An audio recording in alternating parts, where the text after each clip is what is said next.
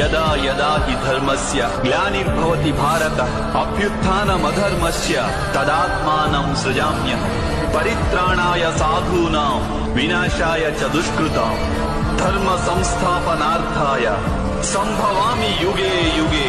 ఎప్పుడెప్పుడు ధర్మానికి హాని జరుగుతుందో, ఎప్పుడెప్పుడు అధర్మం వృద్ధి చెందుతుందో అప్పుడప్పుడు సత్పురుషులను ఉద్ధరించేందుకు, అధర్మపరుల వినాశనానికి, ధర్మాన్ని పునఃస్థాపించేందుకై నేను జన్మిస్తుంటాను.